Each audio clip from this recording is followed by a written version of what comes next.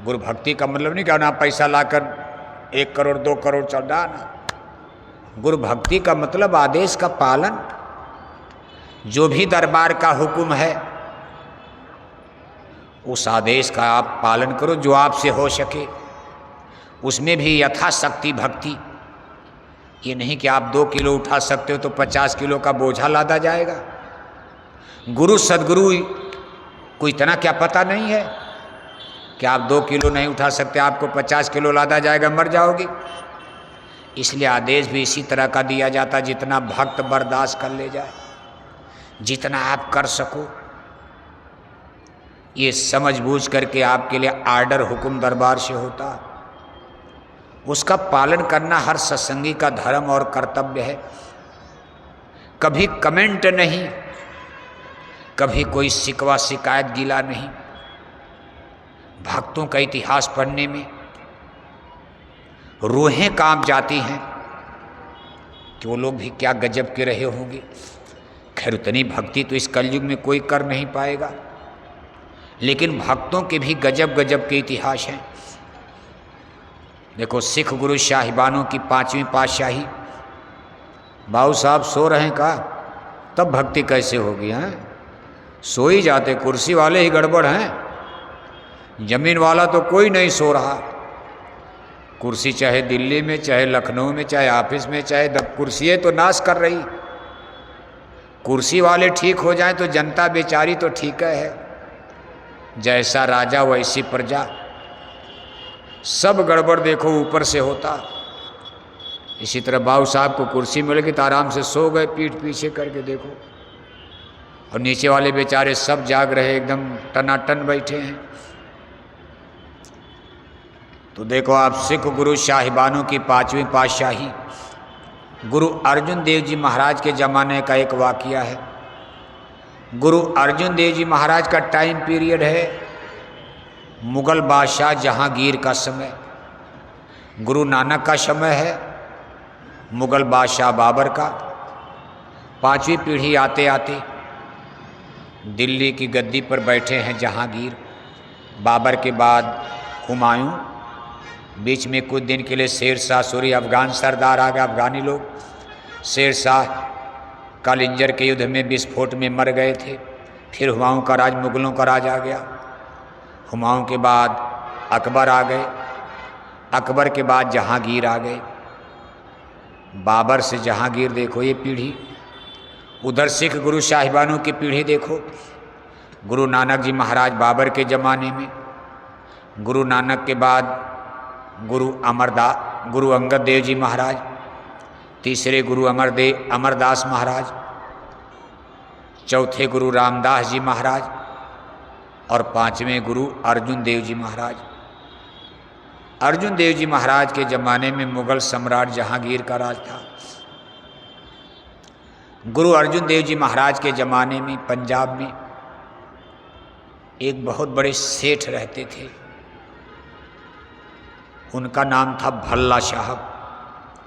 कभी कभी गुरु महाराज इस कहानी को सत्संग में, उनके सत्संग प्रवचन में मिलेगी। भल्ला साहब बहुत धनी मानी, उस शहर के सबसे बड़े सेठ। उनके यहाँ एक नौकर रहते थे, नौकरी करते थे। वो गुरु अर्जुन देव जी महाराज के सत्संगी थे। सेठ जी तो सत्संगी नहीं थे, लेकिन उनके यहाँ नौकरी करने वाले नौकर सत्संगी थे।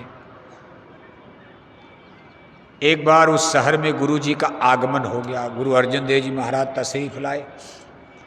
वहाँ उनका 2-3 दिन तक सत्संग होना था। नौकर ने सोचा कि सेठ जी को भी सत्संग में ले चलें। सबकी इच्छा होती, आप भी जहाँ रहते हो अपने गांव में, अपनी ऑफिस में, दफ्तर में, आप समझा बूझा कर सोते भाई चलो इनको भी सत्संग में ले चलें, सत्संगी हो जाएंगे। कोई बड़ा आदमी सत्संगी हो जाएगा तो संगत की और रौनकता बढ़ जाएगी, नाम गांव हो जाएगा। भला मंत्री, एमएलए, मिनिस्टर, हमारे जय गुरुदेव मिशन में फला मंत्री है, आदमी सोचता। तो उस बेचारे ने सोचा अगर सेठ जी सत्संगी बन गए तो बड़ा मज़ा आ जाएगा, इस शहर में हमारा भी रुतबा बढ़ जाएगा। भंडारा चलाना होगा तो पैसे की कमी नहीं रहेगी। सेठ जी 1500 तो ऐसे ही दे देंगे, हम गरीब लोग कहाँ से देंगे। अमीर लाते हैं, गरीब खाते हैं। आप मथुरा में भी देखो अमीर लोग देते हैं। अब गरीब आदमी से कहो 1 कुंतल आटा दो, कहाँ से देगा। लेकिन कोई आदमी 100 कुंतल गेहूँ बेच रहा है, उससे आप 1 बोरा 2 बोरा गेहूँ आराम से ले लोगे। ऐसे ही संतों के दरबार में यही चलता। अमीर लोग लाते हैं, गरीब खाते हैं, लेना देना दोनों का लेना देना खत्म कराया जाता। तो बेचारा नौकर उनका सेठ जी को सुनाने लगा।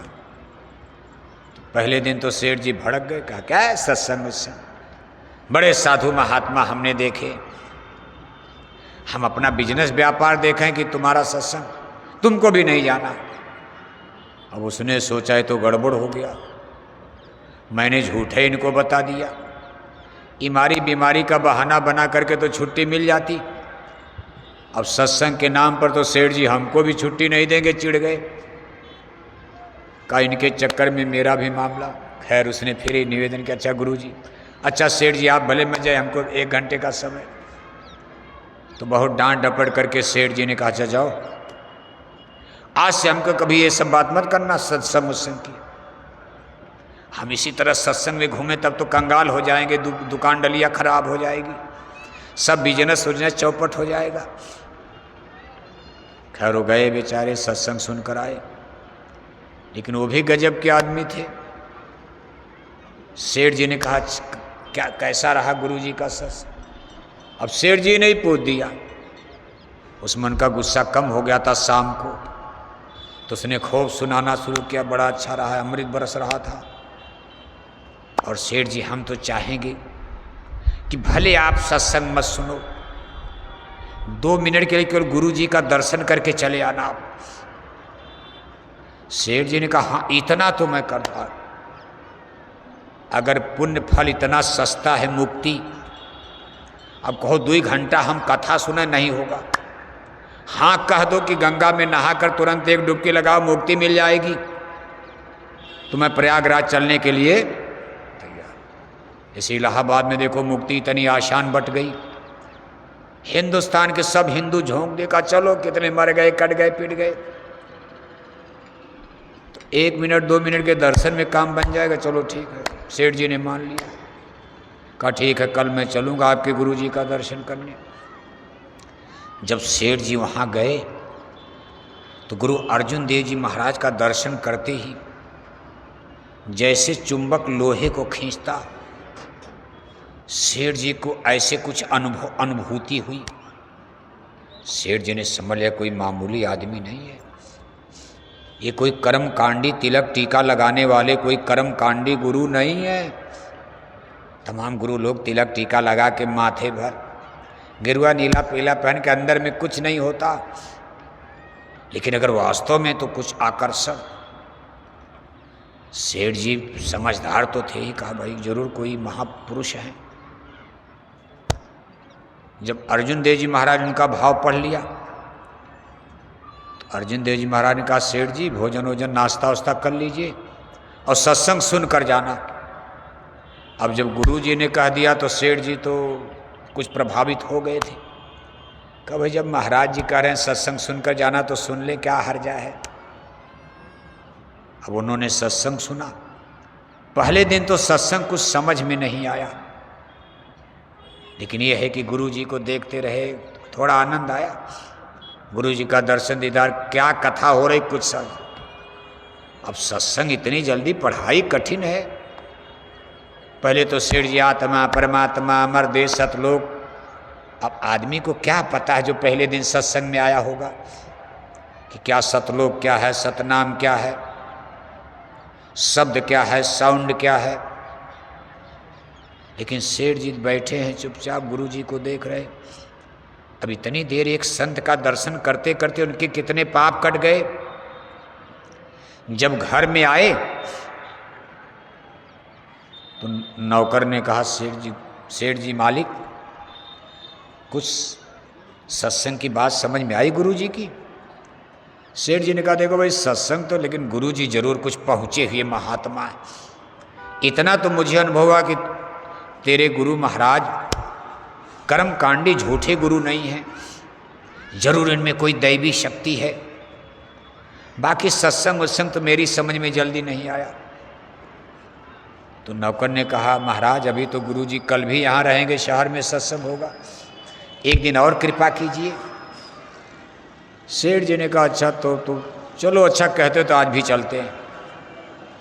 अगले दिन फिर सत्संग में गए, चले गए, कहा दुकान उकान बंद करो, नौकर चाकर नहीं, चल दिए, सबको लेकर लाओ लश्कर।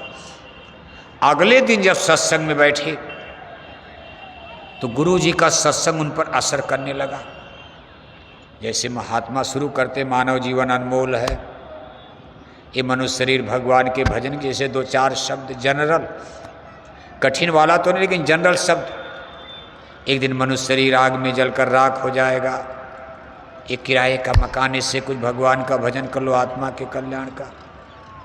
अब सेठ जी को ये शब्द चुभने लगा कि मैं इस शहर का सबसे बड़ा धनी मानी आदमी, मेरे पास इतनी दौलत, क्या मेरी दौलत मेरी आत्मा को नरकों से बचाएगी? गुरुजी बिल्कुल सही कह रहे हैं कि भाई भगवान का भजन कर लो, आत्मा की रक्षा के लिए कुछ नाम कमाई, शब्द कमाई या पूजा पाठ भजन भक्ति करना चाहिए। अंत में गुरु अर्जुन देव जी महाराज की तरफ से घोषणा, भाई नामदान भगवान के भजन का रास्ता, गुरु मंत्र। अब दुनिया तो ज़्यादातर गुरु मंत्र, गुरु दीक्षा, नामदान तो समाज में लोग जानते भी नहीं, आज भी नहीं जानते। आप अपने गांव में रिश्तेदारों में नामदान की बात करके, नामदान क्या होता है? वहाँ देखो हिंदू धर्मों में गुरु दीक्षा, गुरु मंत्र, इसी प्रक्रिया हो गया। भाई यहाँ गुरु जी गुरु दीक्षा गुरु मंत्र देंगे, नामदान। सेठ जी ने कहा, भाई चलो हम भी ले लेते, भगवान का भजन कुछ किया जाएगा। सेठ जी ने देखो नामदान भी ले लिया, गुरु दीक्षा गुरु मंत्र। और घर में आकर के गुरु महाराज ने कहा, भाई सुबह शाम थोड़ा समय निकाल कर करना। सेठ जी करने लगे। अब किसी जन्म का पुण्य या दया कृपा, किसी जन्म पुण्य आत्मा थी, बस पर्दा था माया का। सेठ जी का शब्द खुल गया, सेठ जी को शब्द सुनाई देने लगा थोड़े ही दिन के अंदर। ऐसी सरूर, ऐसी मस्ती, ऐसा नशा चढ़ा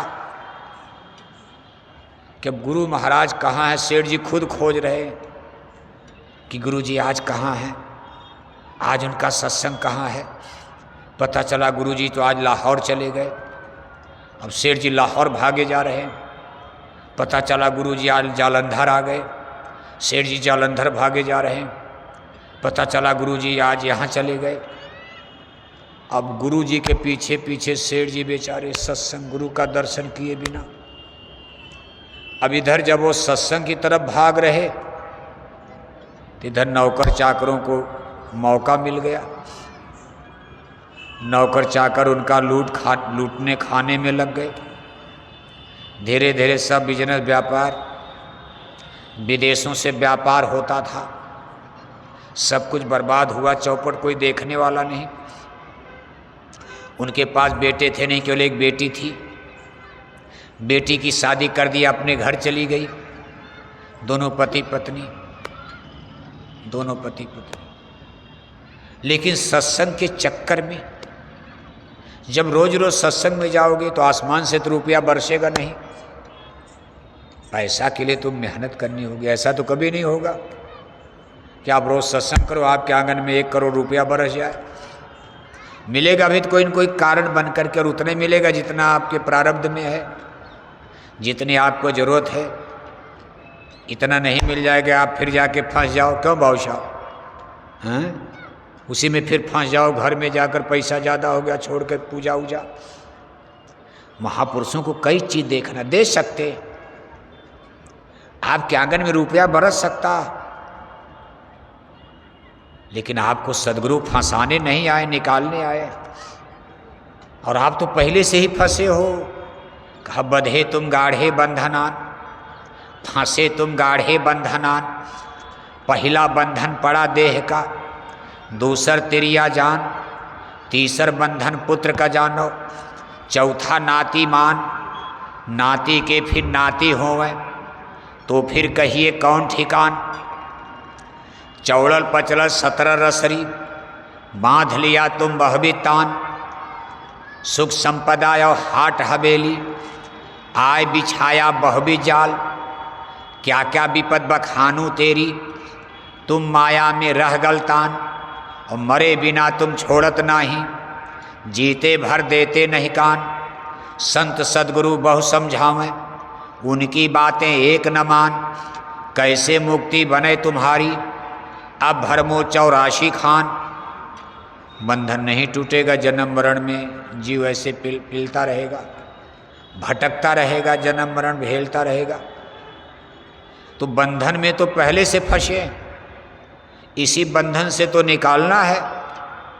इसलिए सदगुरु उतना ही मुनासिब देते हैं जितने में आपका गुजर बसर, रोजी रोटी चल जाए। ज़्यादा तो मांगने की आदत तो ज़्यादा है। ऐसा नहीं कि वो नहीं दे सकते, भंडारी क्या नहीं दे सकता। ब्रह्मांड का जो क्रिएटर है, करतार है, करता है, जो सारे जगत को ब्रह्मांड को बनाने वाला है, जिसके एक इशारे पर ये ब्रह्मांड घूम जाए, वो आपको क्या नहीं दे सकते हैं। लेकिन देना उनका उद्देश्य नहीं, वो तो माया देती है, माया को फंसाना है। सदगुरु आपको निकालने के लिए यहाँ आते हैं। कहा हम आए वही देश से जहाँ तुम्हारा धाम, तुमको घर पहुँचाओना एक हमारा काम। इस माया की गिल्टी को गलाओ जलाओ, माया के बंधनों को तोड़ो, हमारे साथ चलो। आप यहाँ फंस गए हो, हम आपको जगाने आए हैं। अब आपको नहीं महाराज और दे दीजिए, और दे दीजिए, तो हम लोग तो अज्ञान में कहेंगे और दे दीजिए, लेकिन गुरु तो ज्ञान में हैं।